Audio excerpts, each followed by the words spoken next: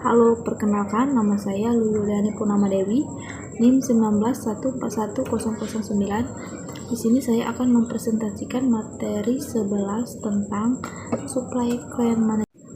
1. Supply Chain Management merupakan pengolahan sebagai kegiatan dalam rangka memperoleh bahan mentah, dilanjutkan kegiatan transformasi sehingga menjadi produk dalam proses, kemudian menjadi produk jadi dan diteruskan dengan pengiriman kepada konsumen melalui sistem distribusi.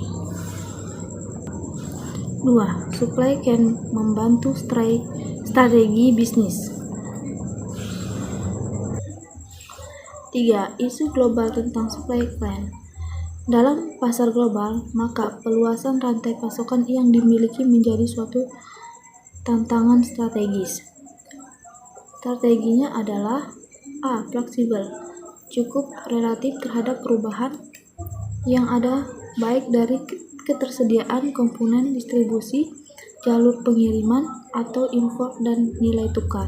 B. Menggunakan teknologi terupdate untuk jadwal dan mengelola pengiriman komponen dan produk akhir.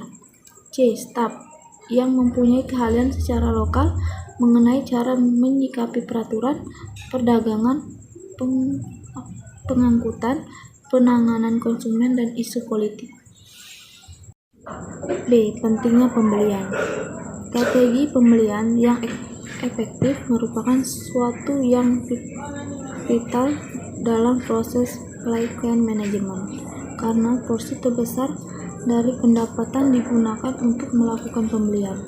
Kebutuhan akan strategi pembelian dan penerapan strategi untuk mengarah kepada dibentuknya fungsi pembelian.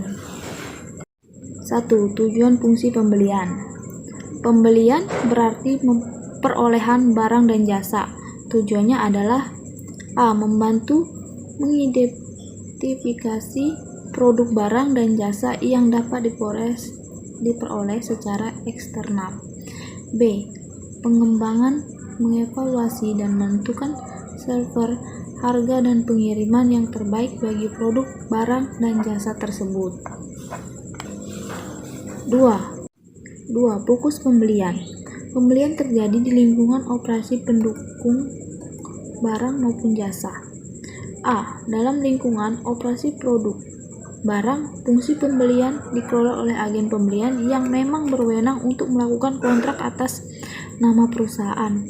B. Dalam lingkungan jasa, peranan pembelian agar tidak begitu penting karena produk utama merupakan produk intelektual, contoh yang dapat dikemukakan misalnya di organisasi hukum maupun kesehatan.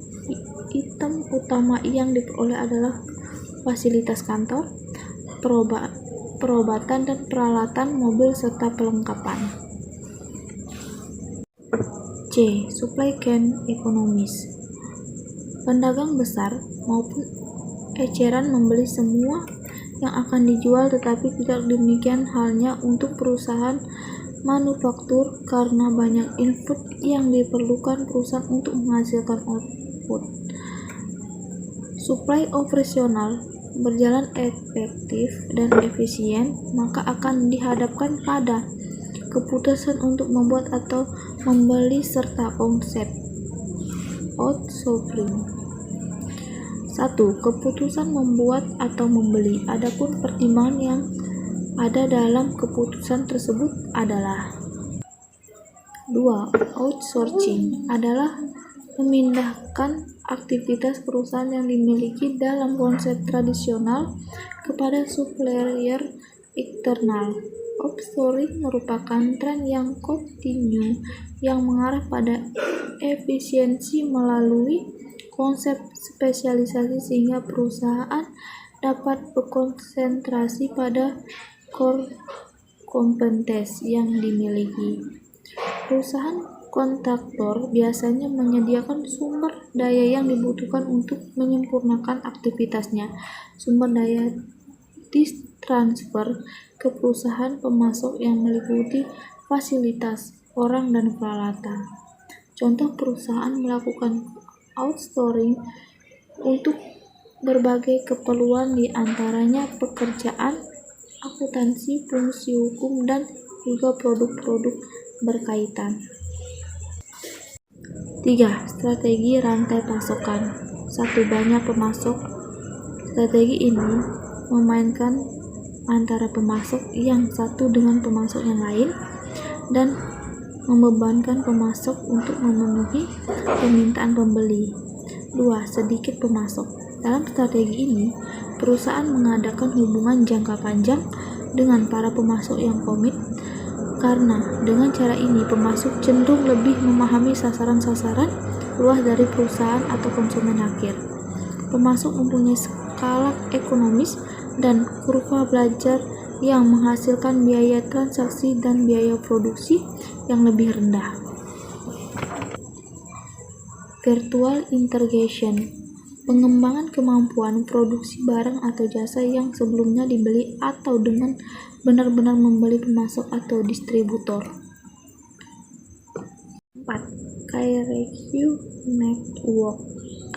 Jalan tengah antara membeli dari sedikit pemasok dan integrasi virtual dengan cara misalnya mendukung secara finansial pemasok melalui kepemilikan atau peminjaman. Pemasok kemudian menjadi bagian dari koalisi perusahaan yang lebih dikenal dengan KARUS. 5. Perusahaan maya virtual company. Perusahaan maya mengendalikan berbagai perusahaan pemasok untuk memberikan pelayanan pada saat diperlukan. Hubungan yang terbentuk dalam pemberian pelayanan jasa diantaranya meliputi pembayaran gaji, pengangkatan karyawan, desain produk atau distribusinya.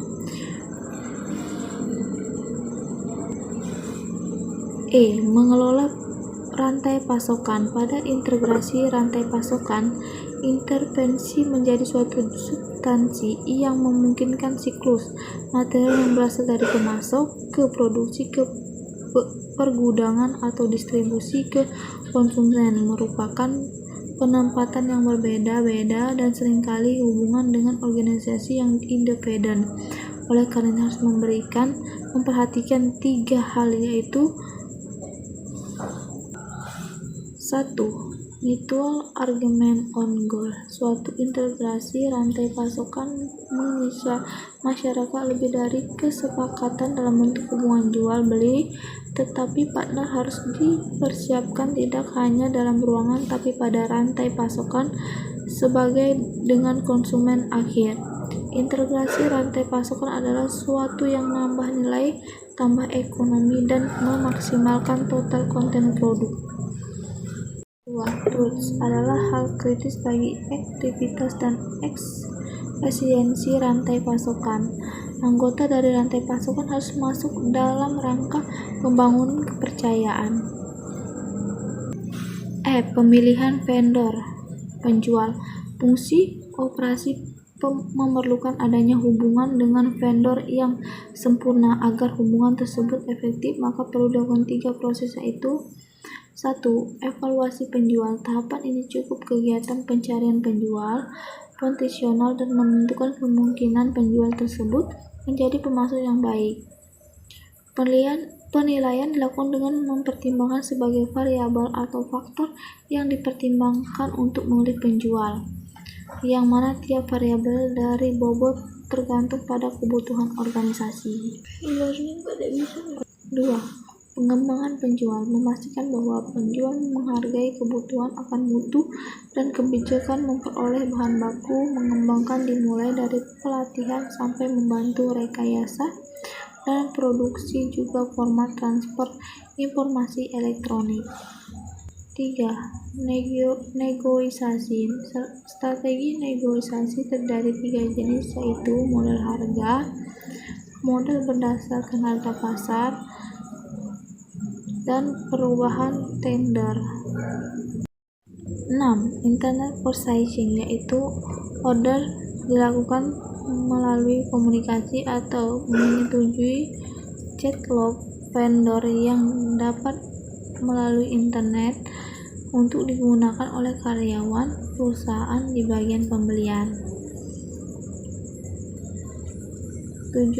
Partner management. Ada suatu pendekatan yang mencari efisiensi operasi melalui integrasi semua perolehan material, pergerakan dan aktivitas penyimpanan, proteksi, adanya keunggulan kompetitif adalah karena terjadinya pengguruan.